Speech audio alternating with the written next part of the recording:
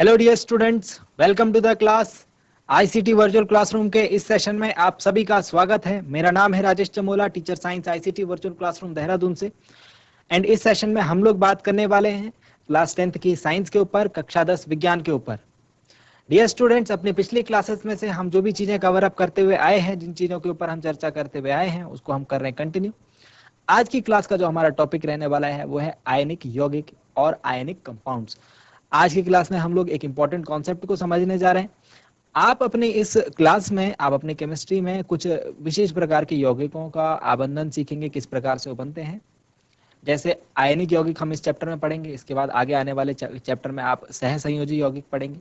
ठीक है, तो यौगिकों के बनने की कुछ विशेष प्रक्रिया होती है। किसी एक प्रक्रिया द्वारा यौगिक बनते हैं, या तो इलेक्ट्रॉनों की साझेदारी द्वारा वो बनते हैं, या तो इलेक्ट्रॉनों के स्थानांतरण द्वारा बनते हैं। उसके आधार पर हम उनको अलग अलग यौगिक नाम से जानते हैं। आज की क्लास में हमारा जो टॉपिक ऑफ द डे है वो है आयनिक यौगिक।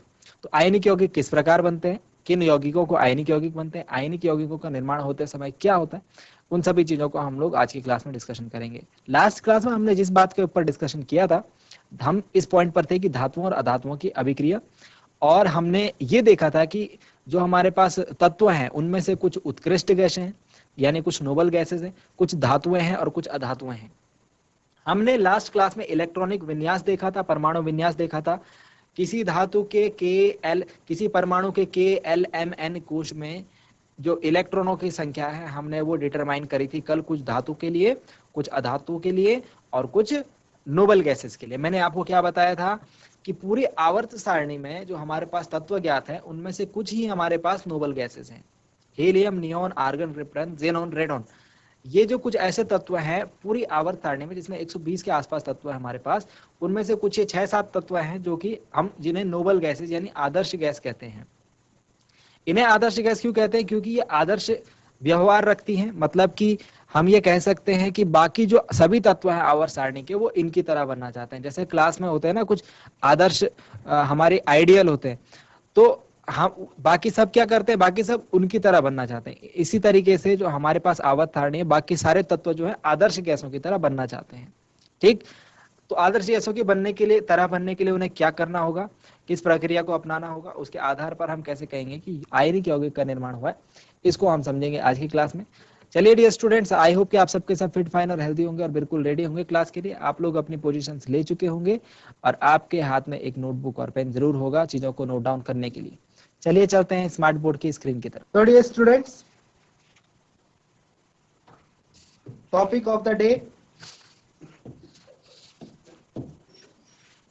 आयनिक यौगिक।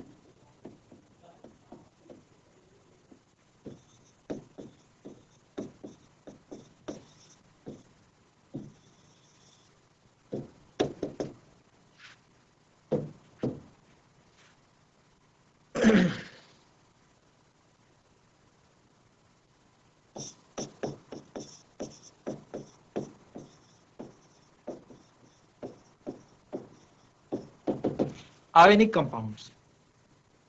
चलिए एक धातु और एक अधातु लेते हैं, और एक मैं नोबल गैस यहां पर ले रहा हूं। ठीक है, हमारे पास एक नोबल गैस है आर्गन।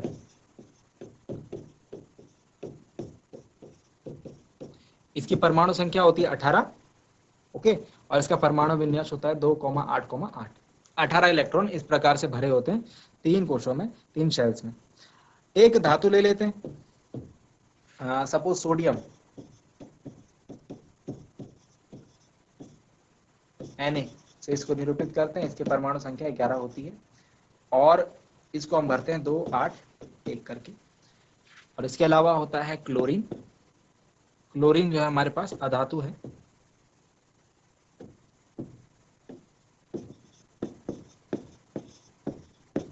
Cl से निरूपित करते हैं। 17 इसकी परमाणु संख्या होती है। 2, 8 एंड 7 ऐसे इसको भरते हैं। ठीक है, अब आपने पिछली क्लास में परमाणु के बारे में पढ़ा है, परमाणु के बारे में जानकारी ली है। आर्गन और एक और गैस की यहाँ पर बात कर रहा हूं मैं, जो है नियोन।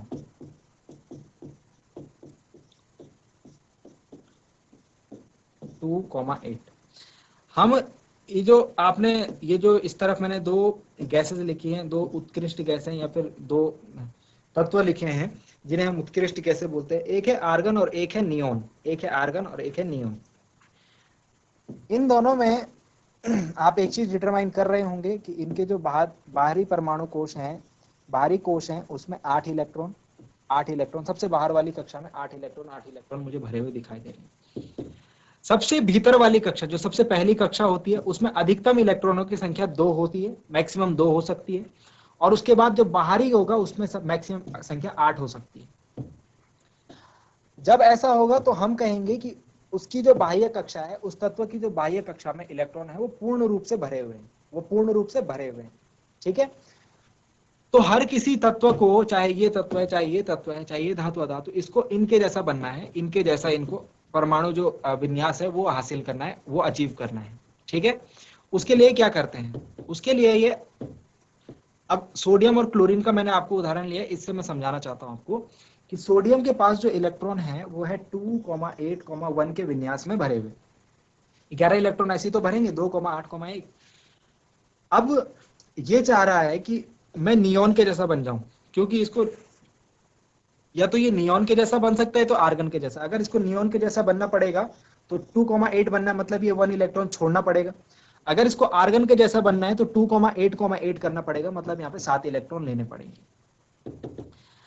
नंबर ऑफ इलेक्ट्रॉन 7 लेने में उसको ज्यादा ऊर्जा चाहिए होगी, ज्यादा एनर्जी की रिक्वायरमेंट होगी, और 1 इलेक्ट्रॉन डोनेट करने छोड़ने में उसे कम ऊर्जा की आवश्यकता होगी। तो वो चूज करता है कि मैं नियोन के जैसा बनूंगा। किसके जैसा बनूंगा? नियोन के जैसा।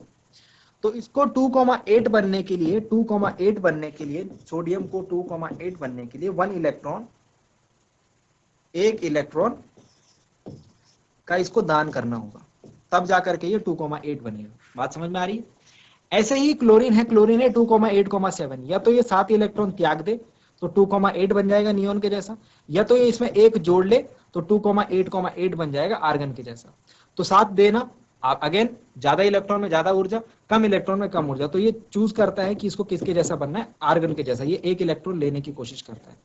तो ये क्या करेगा, हमारे पास क्लोरीन ये 2,8,8 बनाएगा और क्या कर लेगा, 2,8,7 है ना, और 1 इलेक्ट्रॉन ये ग्रहण करेगा या उधार ले लेगा। ठीक है, अब इसको 1 इलेक्ट्रॉन दान करना है सोडियम को, इसको 1 इलेक्ट्रॉन ग्रहण करना है। तो सोडियम और क्लोरीन हम बोलते हैं कि हम दोनों की जो आवश्यकता है वो एक दूसरे के लिए फिट बैठती है। मतलब आपको 1 इलेक्ट्रॉन का दान करना है, मुझे 1 इलेक्ट्रॉन ग्रहण करना है, तो आप अपना जो इलेक्ट्रॉन दान करना है मुझे दे दो, तो मेरा भी काम हो जाएगा, आपका भी काम हो जाएगा। तो आफ्टर दिस प्रोसेस जो इनका जो विन्यास है वो सोडियम बन जाता है 2,8 और 1 इलेक्ट्रॉन का इसने दान किया है तो इसके ऊपर एक धन आवेश आ जाता है। ठीक है, और क्लोरीन बन जाता है 2,8,8। इसने क्या किया, 1 इलेक्ट्रॉन लिया तो एक इसके ऊपर ऋणावेश आ जाता है। ठीक है, एक धनावेश आ जाता है, एक ऋणावेश आ जाता है। इसे हम आयंस कहते हैं, इसे हम क्या कहते हैं, आयन। Na+ इज सोडियम का धनायन, Cl- इज सोडियम का क्लोरीन का ऋणायन, क्लोराइड आयन इसे हम कहते हैं। ठीक है, इतनी बात समझ में आ गई। जब ये आयन्स बनेंगे, जब आयन बनेंगे और इनमें विपरीत आवेश है, एक में धन आवेश है और एक में ऋण आवेश है। विपरीत आवेशों के बीच में क्या होता है, आकर्षण, मतलब विपरीत आवेश एक दूसरे को आकर्षित करते हैं। तो ये सोडियम और क्लोरीन परस्पर एक दूसरे से आकर्षित हो जाएंगे।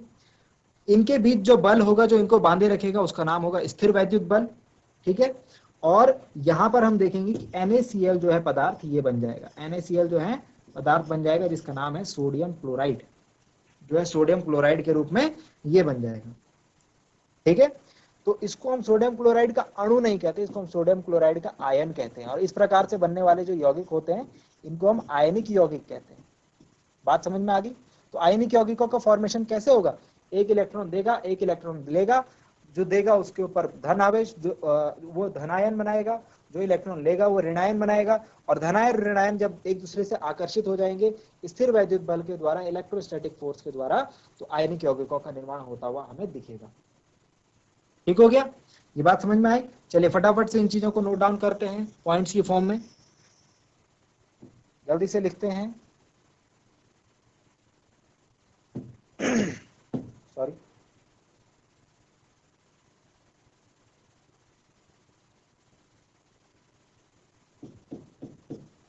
नंबर 1 पॉइंट,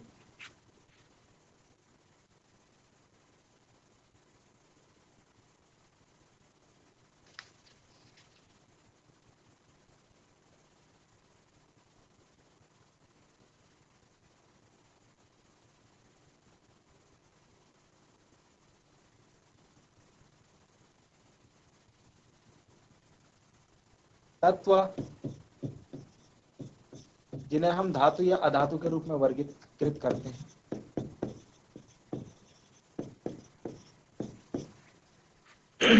अपने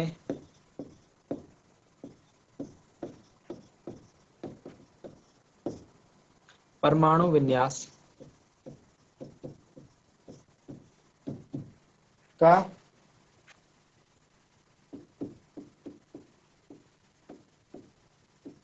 बाह्यतम कोश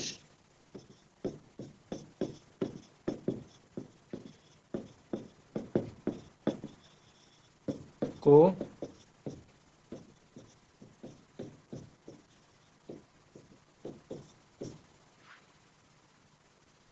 पूर्ण करने के लिए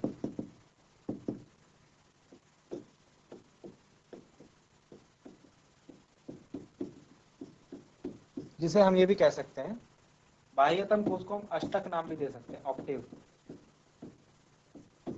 अष्टक को पूर्ण करने के लिए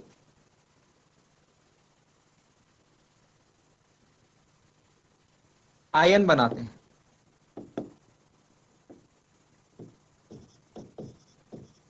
आयन कैसा हो सकता है? धनायन भी हो सकता है, ऋणायन भी हो सकता है।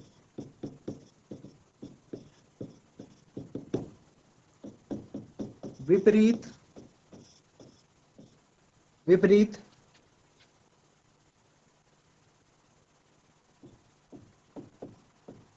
आवेश वाले आयन परस्पर आकर्षित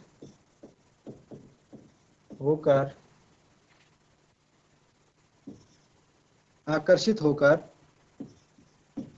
मजबूत स्थिर वैद्युत बल, स्ट्रॉन्ग इलेक्ट्रोस्टैटिक फोर्स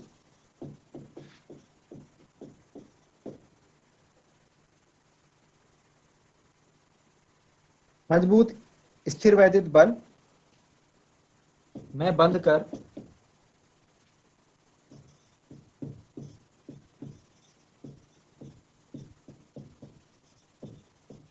जिन यौगिकों का निर्माण करते हैं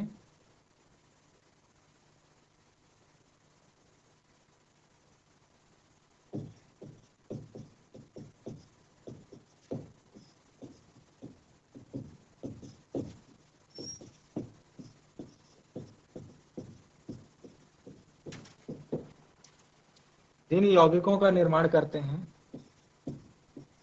उन्हें आयनिक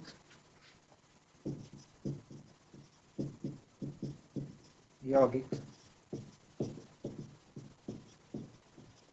कहते हैं। Full stop. आयनिक यौगिक को करेंगे अंडरलाइन। ठीक है, तो ये हो गई आयनिक यौगिक की परिभाषा। एक आयनिक यौगिक का निर्माण हम दिखा देते हैं, सोडियम और क्लोरीन से मैंने जैसे दिखाया था। उदाहरण,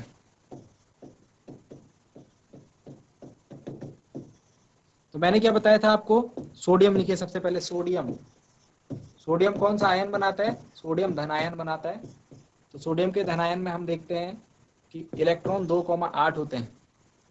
सोडियम में 11 होते हैं, धनायन में 2,8 होते हैं। क्लोरीन क्या करता है? ऋणायन बनाता है। इसमें कितने इलेक्ट्रॉन होते हैं? 2,8,8।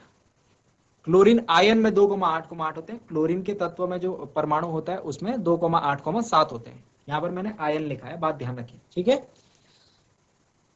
तो ये है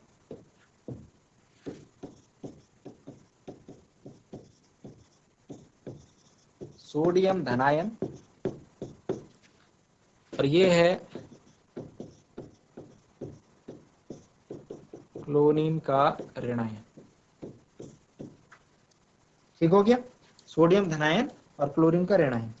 अब इलेक्ट्रॉन बिंदु संरचना के द्वारा, अभी हम क्वेश्चन भी आएगा हमारे पास, तो इलेक्ट्रॉन बिंदु संरचना के द्वारा हम कैसे दिखाते हैं इन आयनों को। देखो, सोडियम है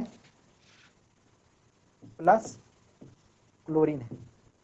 सोडियम के ऊपर कितने धनावेश हैं? एक धनावेश है ना, उसको हम ऐसे दिखाते हैं, देखो ऐसे, ठीक है। और सॉरी, सोडियम में कितने, सोडियम के बाह्य कक्षा में कितने आवेश हैं? मतलब अगर सोडियम देखें हम तो ये ऐसा था 2,8,1 और क्लोरीन देखें हम तो ये ऐसा था 2,8,7। तो सोडियम के बाह्य कक्षा में 1 इलेक्ट्रॉन, तो हमने एक बिंदु लगा दिया। क्लोरीन के बाह्य कक्षा में 7 इलेक्ट्रॉन, तो हम 7, 1 2 3 4 5 6 7, इसको हम क्रॉस द्वारा शो करेंगे। बात समझ में आई? बात समझ में आई? यहाँ पर 1 क्यों बनाया, यहाँ पर 7 क्यों बनाया, समझ में आ गया? अब होगा क्या, होगा ये कि ये अपना 1 इलेक्ट्रॉन इस क्लोरीन को दे देगा, इस जगह पर 8वां इलेक्ट्रॉन आ जाएगा। तो बात क्या बनेगी? बात बनेगी कुछ ऐसे,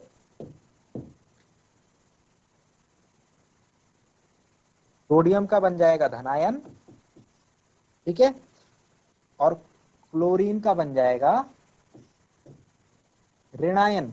लेकिन क्लोरीन पर जो आवेश होंगे वो कैसे होंगे? बाह्य कक्षा में वो मुझे 8 आवेश देखने को मिलेंगे, 8 इलेक्ट्रॉन, और एक ये सोडियम वाला। ठीक हो गया? इस प्रकार से हम इलेक्ट्रॉन बिंदु संरचना दिखाते हैं। क्या हुआ इसमें? सोडियम ने अपना 1 इलेक्ट्रॉन क्लोरीन को दिया और क्लोरीन के, सोडियम ने धनावेश आया, क्लोरीन के ऊपर ऋणावेश आया। इलेक्ट्रॉन कहाँ चले गए? सारे इलेक्ट्रॉन सारे क्लोरीन पे चले गए, वो हमने दिखा दिए कैसे गए। तो इसको हम बोलते हैं इलेक्ट्रॉन बिंदु संरचना।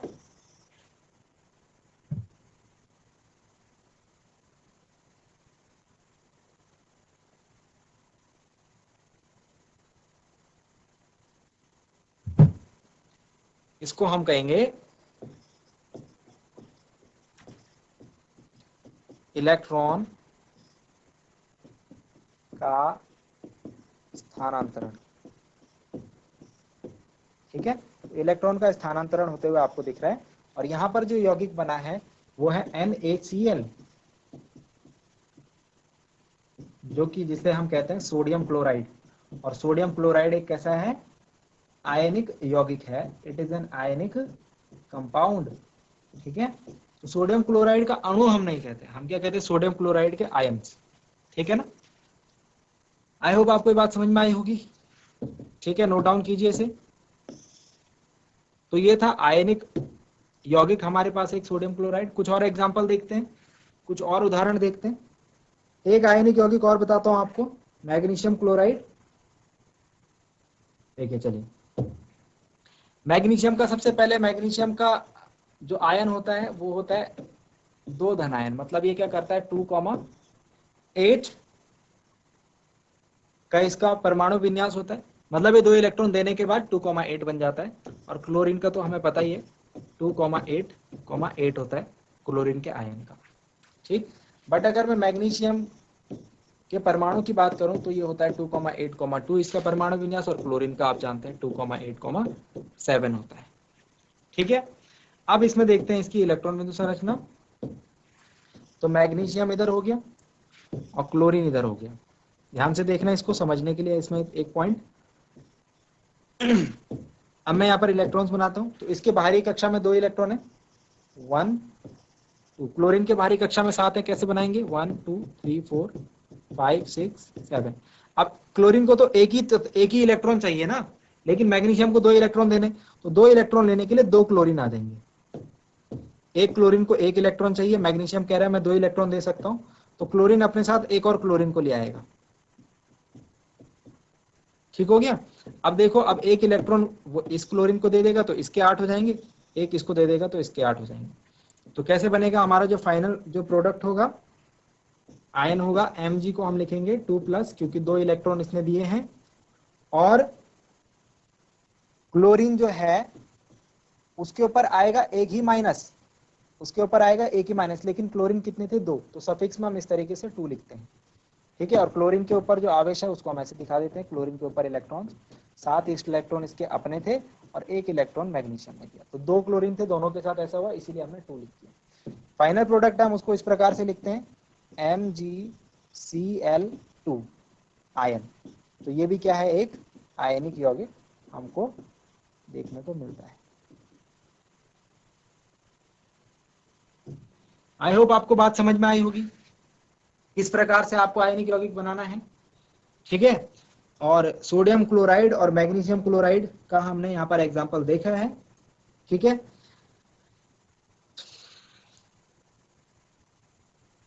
एक छोटी सी डेफिनेशन आप ये भी लिख सकते हैं, इनको हम एक और नाम देते हैं। मैग्नीशियम क्या है, धातु। आप देख रहे हैं मैग्नीशियम और सोडियम धातु थे और क्लोरीन में उन्होंने इलेक्ट्रॉन दिए, तो धातु से अधातु में इलेक्ट्रॉनों का स्थानांतरण होता है। तो जब धातु से अधातु में, लिखिए इसको नोट के पॉइंट फॉर्म में, धातु से अधातु में इलेक्ट्रॉन के स्थानांतरण से बने यौगिक को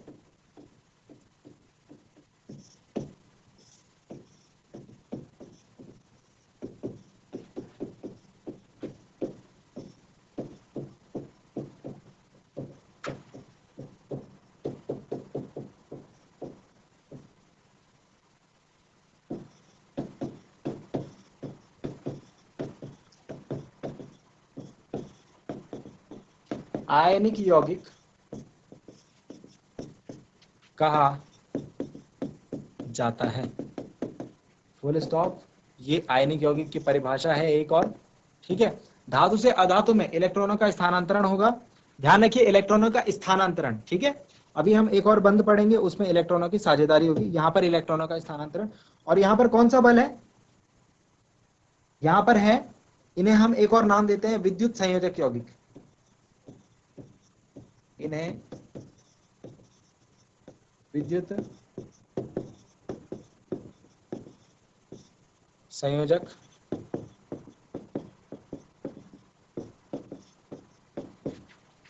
यौगिक कहा जाता है, क्योंकि स्थिर वैद्युत बल द्वारा बंधे हैं, ठीक है। विद्युत संयोजक यौगिक भी इन्हें कहते हैं। आई होप बात समझ में आई होगी, ठीक है। अगली क्लास में हम लोग बात करेंगे आयनिक यौगिकों के गुणधर्म, तो अगली क्लास के लिए हेडिंग डालिए आयनिक यौगिकों के गुणधर्म, प्रॉपर्टीज ऑफ आयनिक कंपाउंड।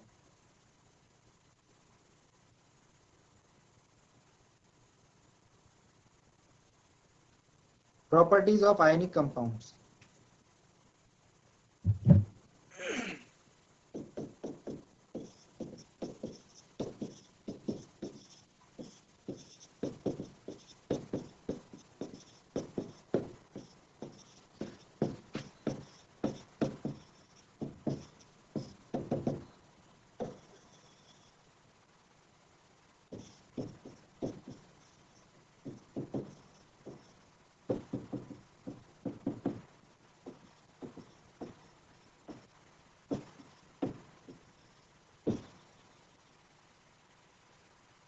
प्रॉपर्टीज ऑफ आयनिक कंपाउंड, आयनिक यौगिकों के गुणधर्म, ठीक है।